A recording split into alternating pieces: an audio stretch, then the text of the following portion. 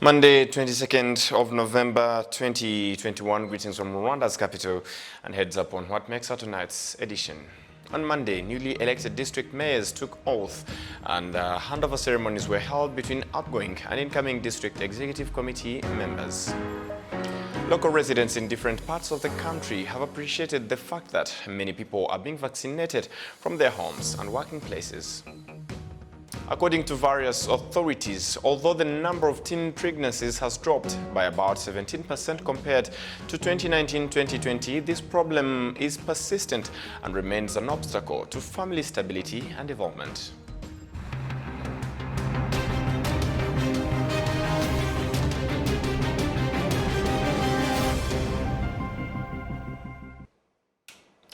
A very good evening to you and welcome to Rwanda Television News. My name is Sam Kalisa.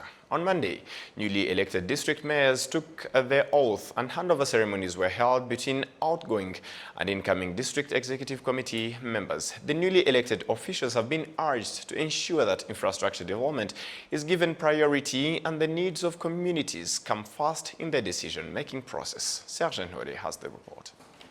The people, the newly elected officials, will be serving are not mincing their words when it comes to their expectations.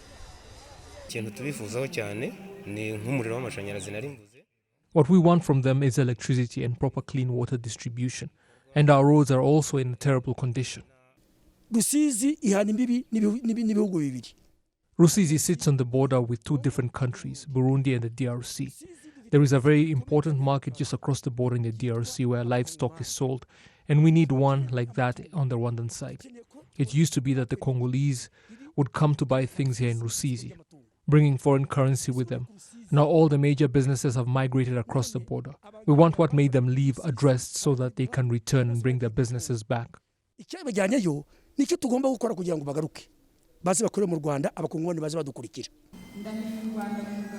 The outgoing district officials admit that the newly elected ones have their work cut out for them.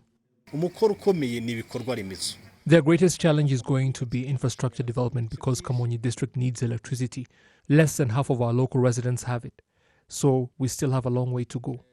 There is also the matter of clean water distribution in different parts and the problem of many bridges in the area that have been swept away by floods. The newly elected local officials say they have no illusions about the challenges that lie ahead.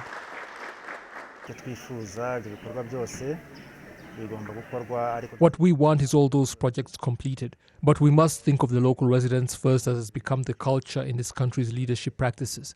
It does not matter what we pursue. Better social welfare, economic development, good governance, all will be for the local residents.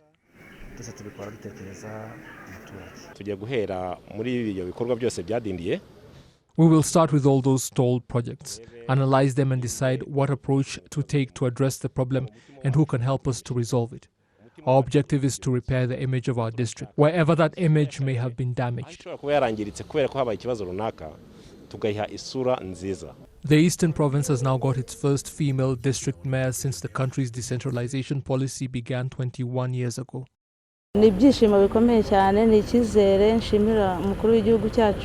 I am very happy and thank our president for showing confidence in the abilities of women. We really are up to the task and working with others. We are sure that our district will not backslide. We will collaborate with the people to continue making progress and build upon what our predecessors have achieved and boost the agricultural sector because we grow things, bananas and pineapples and other crops. We should not forget that we also have a lot of milk production.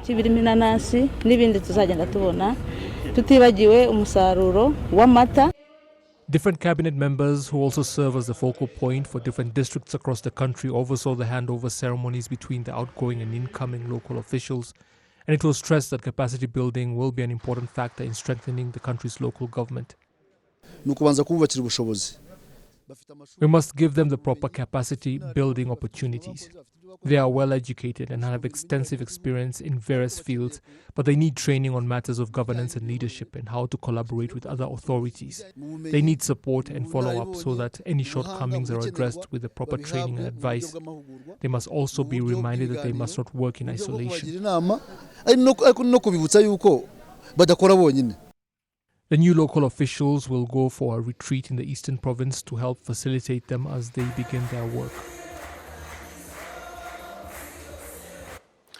Local residents in different parts of the country have appreciated the fact that many people are being vaccinated from their homes and working places. Many people will be vaccinated this time around because of the collaboration between the Ministry of Health and the Rwanda Defense Force. Ghislaine Muganeza reports. Musanze district residents that have come to take COVID-19 vaccination on different sites, including marketplaces, are happy about the fact that in collaboration with the Rwanda Defense Force, the Ministry of Health is vaccinating them without leaving their homes. More than 4,000 residents in Nyagatare district have got the vaccine. All these residents have noted that such activities show how the country values its residents. I have reached and saw that they are vaccinating, and then I thought of getting vaccinated too. I also thought I could encourage everyone else in the market to come get vaccinated.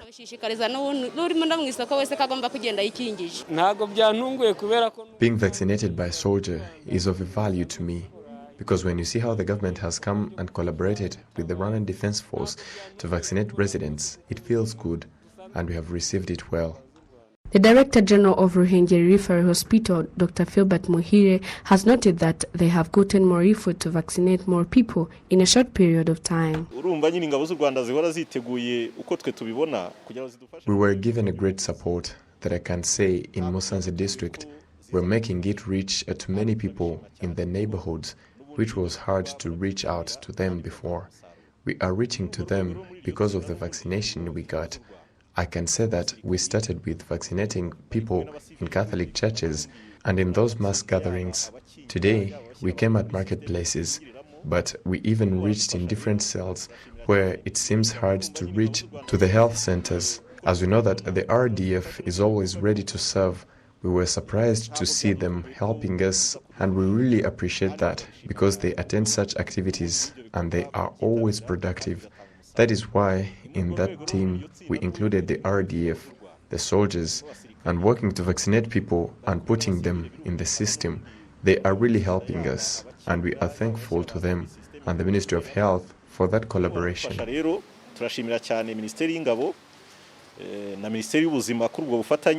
Apart from residents above 18 years old that are being vaccinated, the Ministry of Health has said starting this Tuesday, it will start vaccinating young ones between age 12 to 18 in the entire country, starting with Kigali City and proceeding to provinces. Figures from the Ministry of Health indicate that more than 5.5 million residents have already got their first dose and 2.9 million have been fully vaccinated. Ghislaine Muganeza, RTV News. Thank you, Ghislaine. To justice matters now. The trial of Claude Muhaimana, a 60-year-old Rwandan suspected of complicity in genocide and crimes against humanity have begun in France by the Court of Assizes of Paris. It is a case that analysts say it is very sensitive and crucial, with the fact that Muhaimana is being accused of crimes including the ones he committed in the Zone Turquoise that was controlled by the French troops during the 1994 genocide against the Tutsi, plus the killing of Tutsi in Bisesero in Karongi district.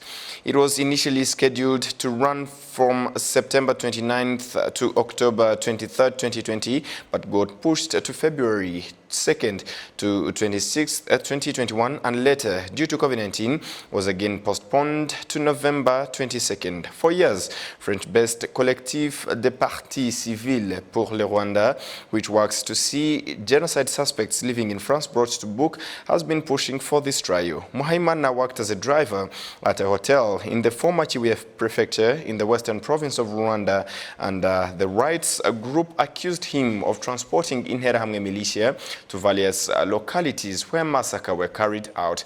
He is accused of participating in the massacre of the Tutsi in St. Jean compound in the town of Chibuye and in Gatwaro Stadium, killing people in this area. He is said to have worked closely with the Prefecture of Chiwiye, Clement Kaishema, who is said to have ordered the atrocities which took place in the stadium. Ibuka France, in a statement, said that it was satisfied that the trial was finally taking place after 10 years of pitfalls encountered during judicial trials. And moving ahead to other matters still in the justice sector, the Rwandan judiciary has noted that cooperation with the Singaporean judiciary is very important as the country has made great strides in the service delivery sector through technology. In discussions aimed at reviewing the content of the agreement in line of technology and service delivery in the courts, which has been signed for 1 year and 5 months now, the president of the Court of Appeals, Rudakunda Kuvuga Francois Regis, noted that the management court cases requires sharing knowledge and expertise between the two countries.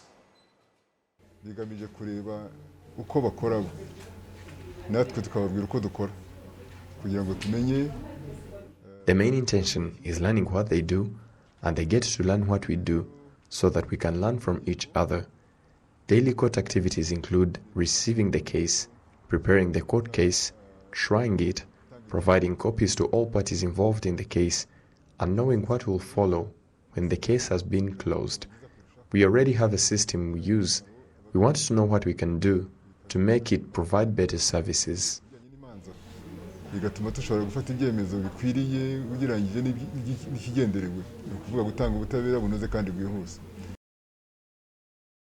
Although the COVID-19 pandemic has disrupted many sectors, including the judiciary and justice sector in general, the integrated electronic case management system has been used in Rwandan courts since 2016. The president of the Court of Appeals says that the cooperation between Rwanda and the Singaporean judiciary will yield results through knowledge exchange. What I found most interesting was the use of e-court hearing. It is a system where a court trial happens virtually. They are very advanced in this. We also have it in plan.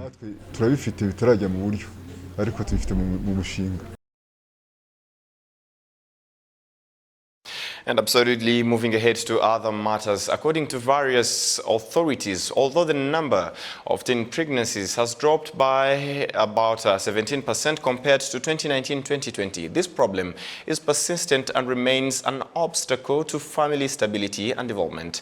Speaking up about this issue is seen as one of the strategies to deal with it.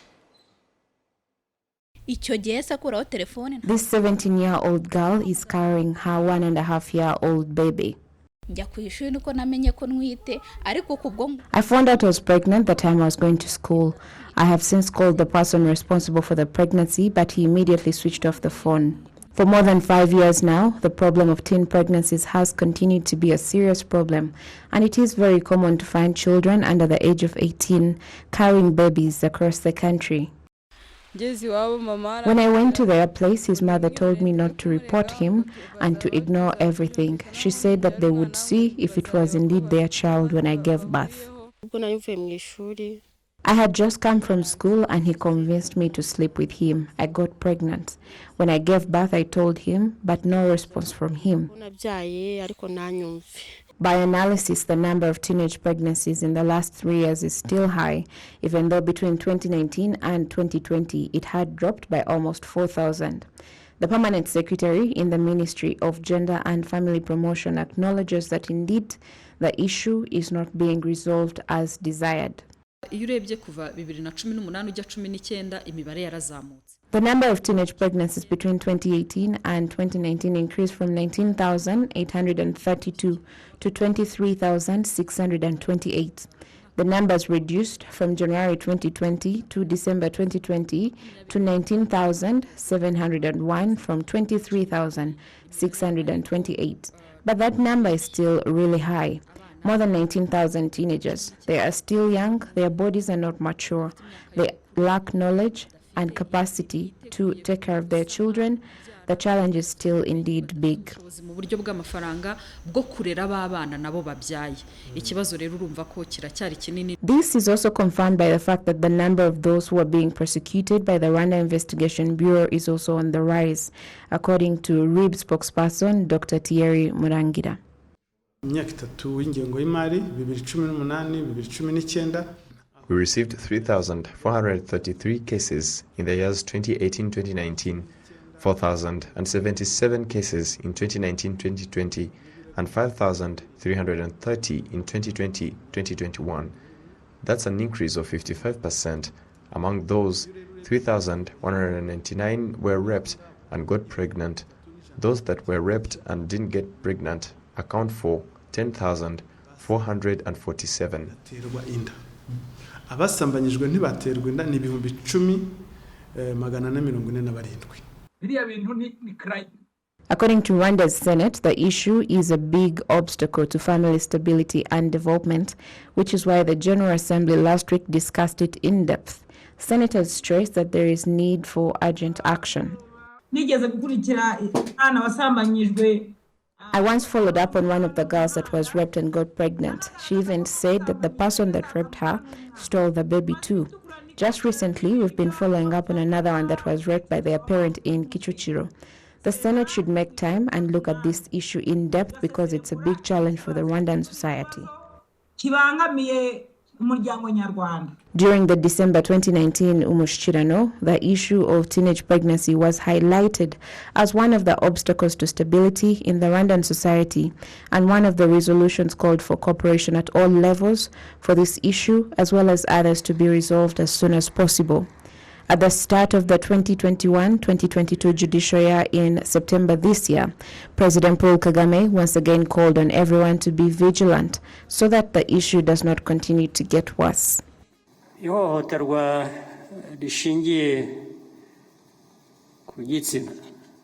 Sexual abuse and teenage pregnancies are on the rise, and for school-going children, what is clear is that if we're not careful, this could become the norm. But we have to show that we are against it, and that should be evident in the numbers reducing. We need to examine ourselves as leaders, judges, courts, prosecutors, and put in the necessary effort to see that these numbers go down by all means.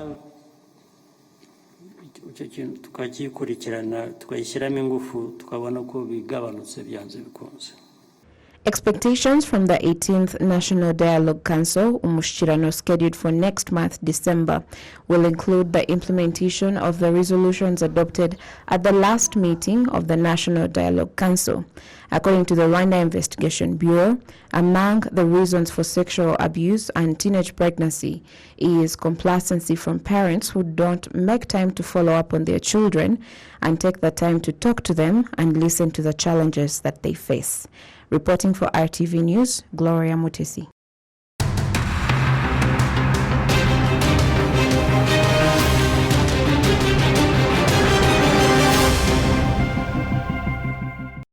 To sports matters now. Guerrilla Games has started a campaign entitled Indoto Campaign that will reward the betting winners to be able to watch the Manchester United and Arsenal football match in England.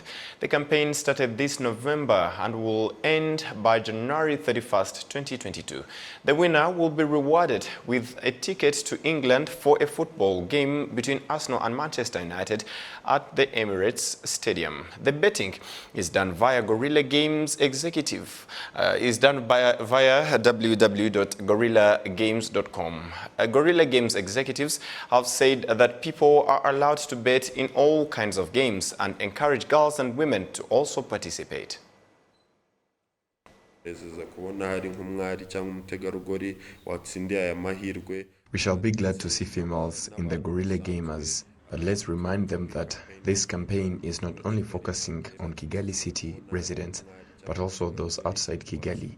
You are only required to bet for the game from wherever you are, and maybe you will be the winner. We will only ask you to have a passport.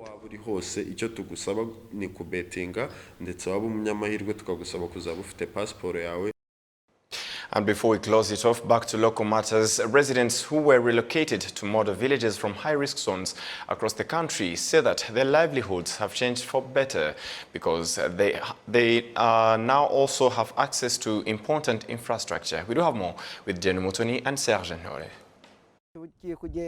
Claude Sinayobye is among the 200 families that were relocated to the model village of Mbunganzeri in Rweru sector, Bugesera district. They were relocated from the island of Sharita in Rweru sector. Getting to the island requires a long boat ride, and the road from the beach goes through a marshland. The island is usually crowded with people. Some of those that were relocated still go there to look for food, while others have remained. Claude Sinayobye explains the nature of this place. We were crossing from Hanga Cell to Sharita Cell. Usually in April, the place is flooded with water and it's impossible to plant anything until July. The water comes in and reaches this point, but it does not go beyond it even when other places flood. When that happens, everyone wishes they could be living somewhere else for the time being and come back when it's all over. And due to the way this place gets flooded, fish is available everywhere for fishermen. Claude says he was born on the island in 1978 and his father was among the first people to live there. The island of Sharita was later inhabited by a number of families. It was hard for a child to go to school, and the nature of the place meant the lives of the residents were in danger. When the Akagera River overflows its banks, you find the papyrus floating everywhere and hippos moving around, which is risky. I would like to thank His Excellency the President of the Republic for thinking about us while we were still living in those high-risk zones and transforming our lives for the better. In 2016, 80 families were relocated from the island of Sharita, as well as other families residing on another island, Mazane, and they were moved to the model village of Mbunganzeri in Rweru. Their new home has a range of infrastructure including health centers, electricity, and the breeding of more than 100 cows on a public farm under the care of a vet. There is also an entrepreneur that supplies these people with grass and is paid by the government.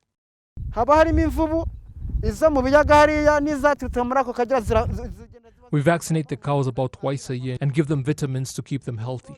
We have milk cows that produce 20 liters a day, but generally they produce 4 liters in the morning and the rest in the evening.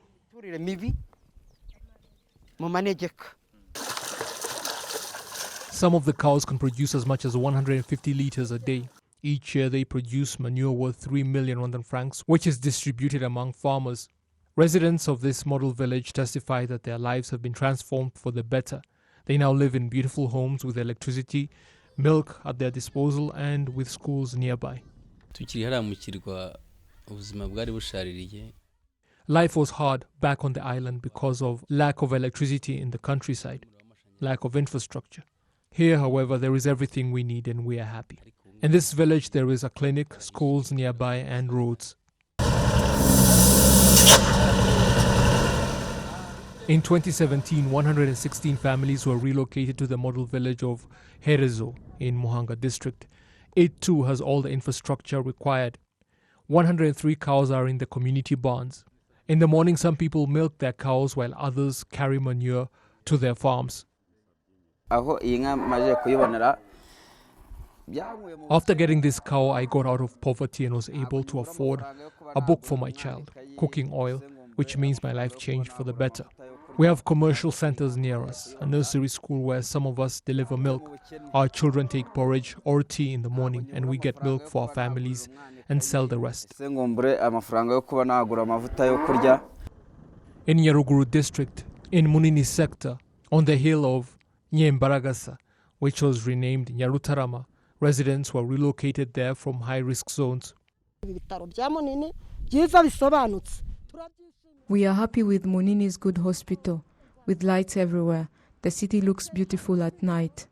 Where I was born, growing up, electricity was very scarce. The whole country looks amazing, thanks to His Excellency Paul Kagame. May God bless him. Natalie Nyiramhore, a high school student, says after her family was relocated to a safer area, she was able to study with ease. At night, I turn on the lights while I study, And in the morning, I wake up and grab my notebook and revise so that when the teacher asks me a question, I will then be able to answer.